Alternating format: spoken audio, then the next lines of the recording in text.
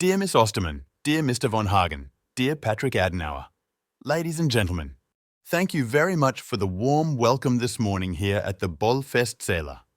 I am pleased that you have come to your annual conference in Berlin in such good spirits. First of all, I would like to congratulate you, dear Miss Osterman, on your re-election.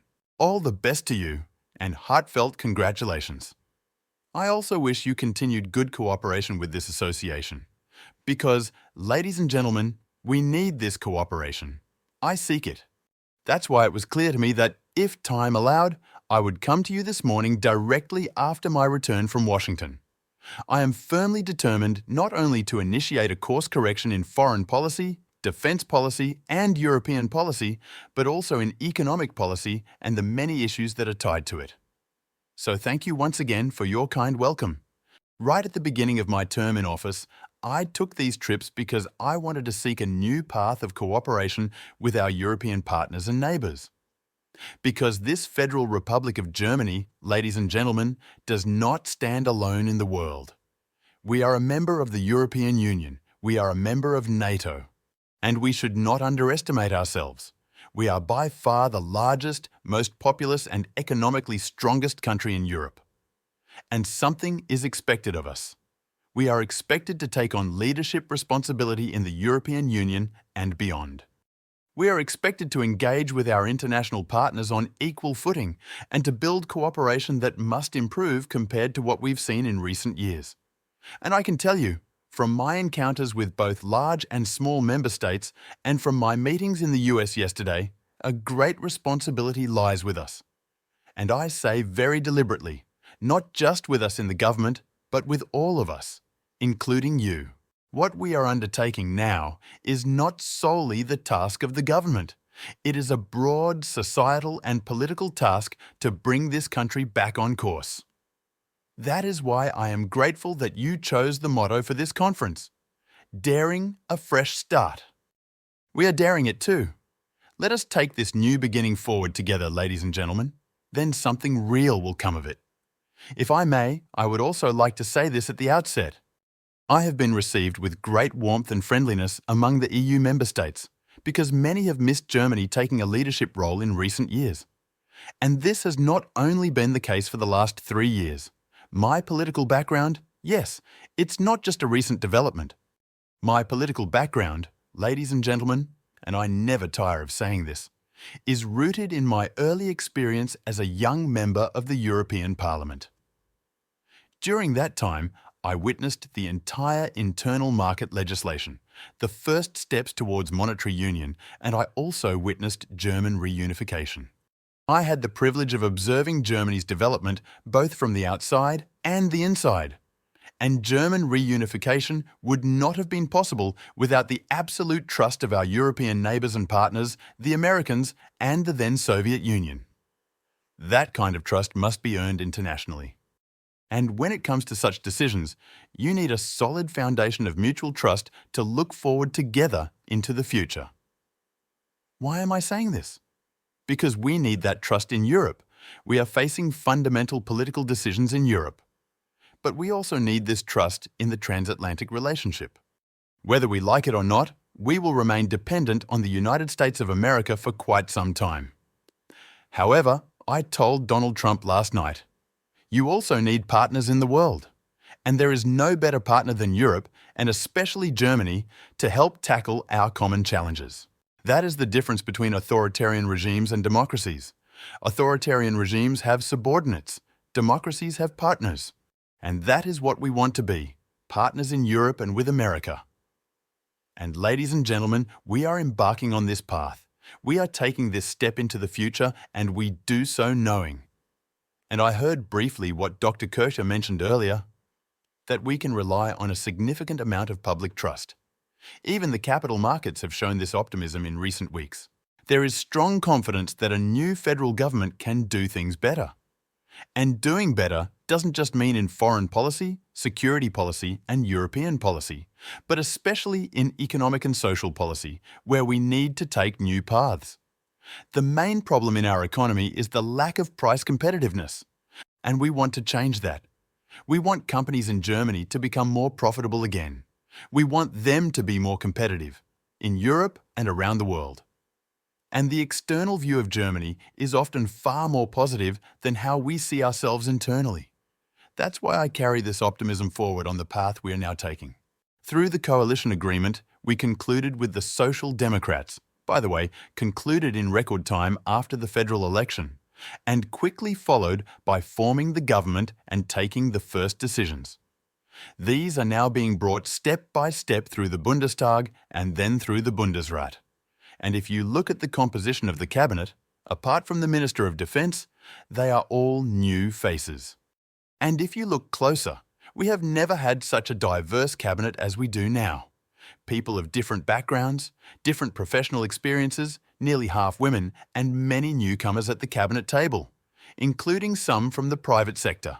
And that was particularly important to me, to bring individuals into the cabinet not only from our side of the union, but also successfully from the SPD, so that we now have a federal government with a broad spectrum of experience and a path to renewing our country. And I want to begin with a topic that you probably bring up repeatedly and discuss often, but on which we have never really made meaningful progress. That topic is digitalization and state modernization. We now have a dedicated ministry for this. Yes, we've had one before. But now we have a truly independent ministry with comprehensive powers. At least 5 ministries from the previous federal government have transferred entire departments to this new ministry. This Ministry for Digitalization and State Modernization, and we deliberately combined both responsibilities into one, now has wide-ranging authority.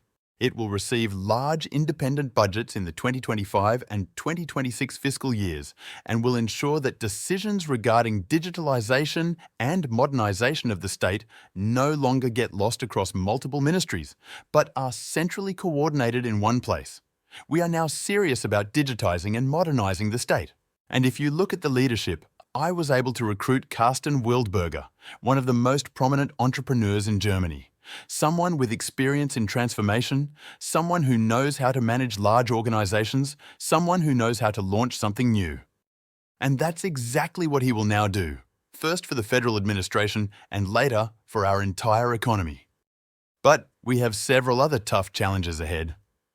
When I speak of price competitiveness, ladies and gentlemen, I am referring primarily to the heavy bureaucratic burdens, but also to tax burdens and the burdens from our social security systems, which are threatening to spiral out of control. Let me start with bureaucracy. In Germany, we've been talking about reducing bureaucracy for decades. And I know that meetings like these often recoil in fear when a politician talks about cutting red tape, because the usual experience is, the next day, it only gets worse. We want to reverse that now, truly. We are not even talking about bureaucracy reduction anymore.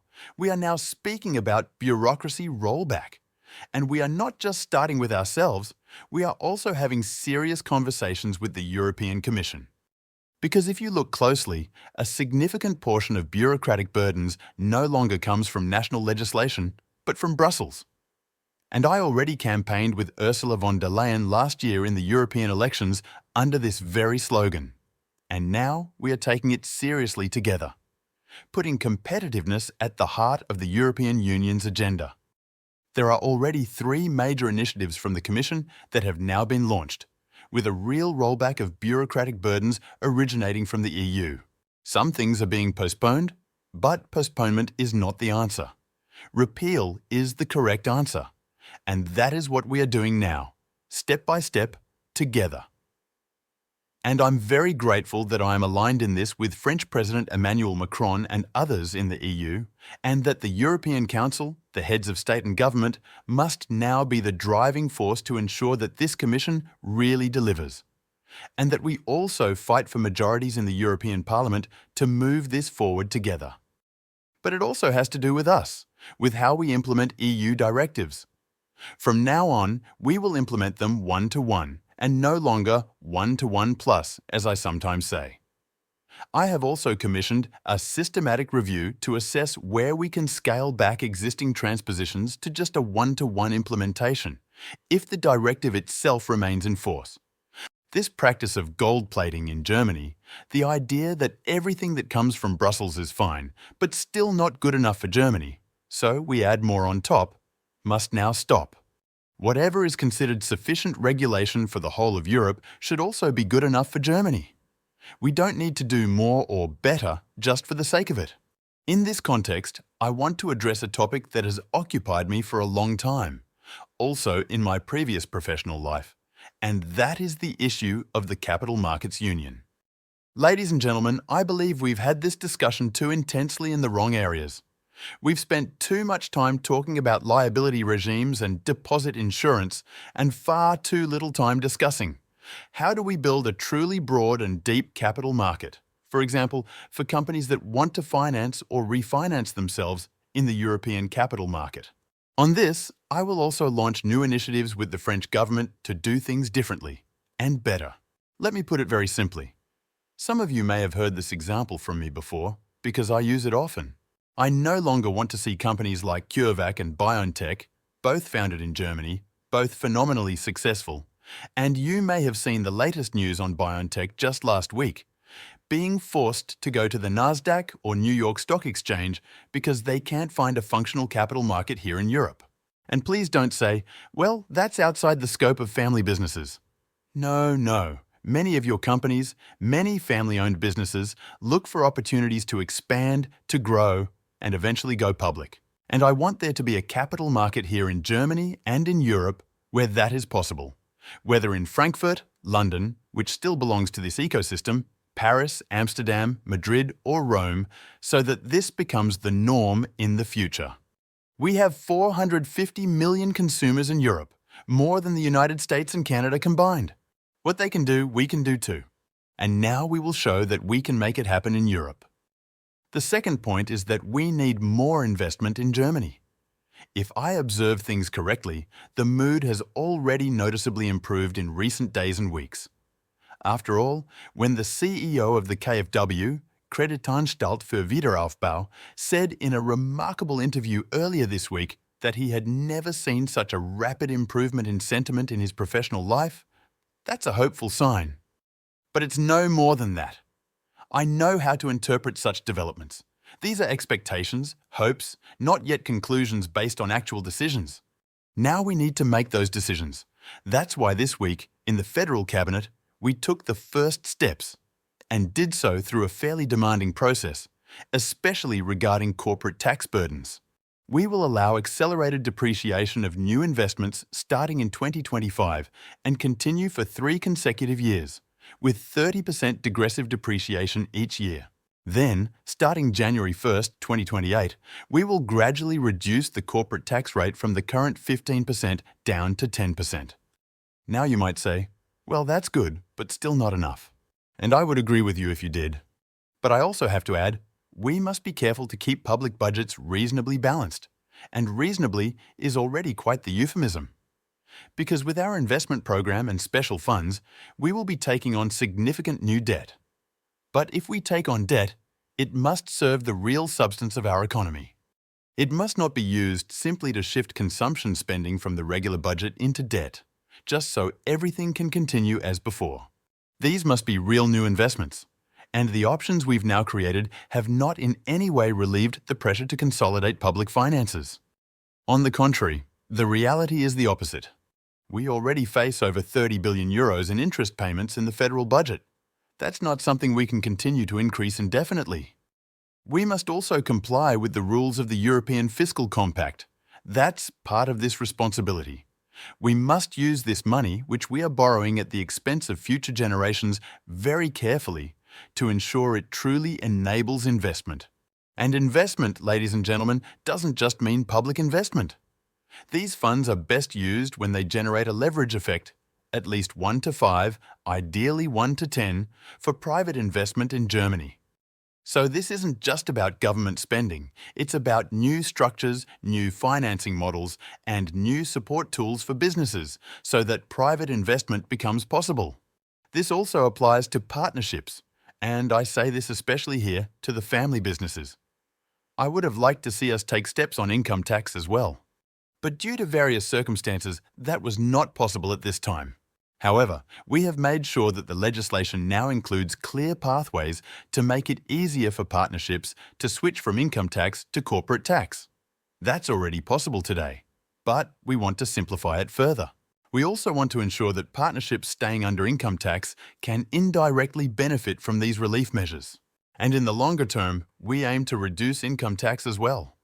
We'll also need to revisit the solidarity surcharge, SOLI, at the latest by the end of this legislative period. I would have hoped, perhaps even wished, that the Federal Constitutional Court had ruled differently on this issue.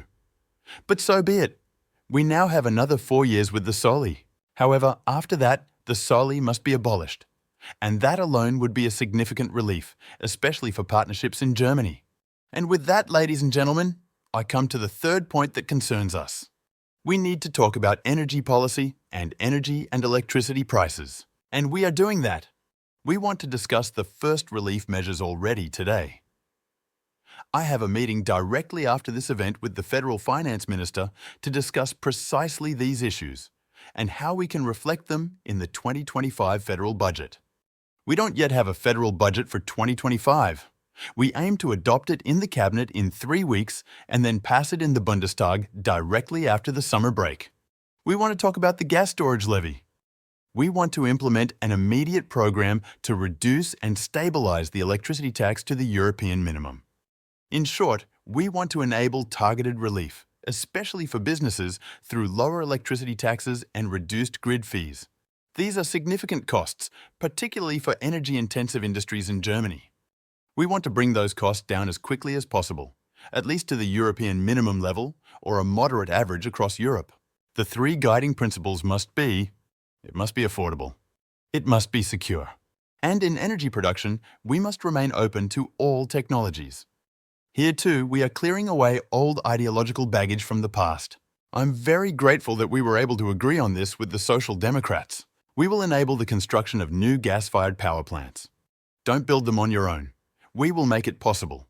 But we will do this without rigid requirements that everything must now take place on new ground or require entirely new grid infrastructures.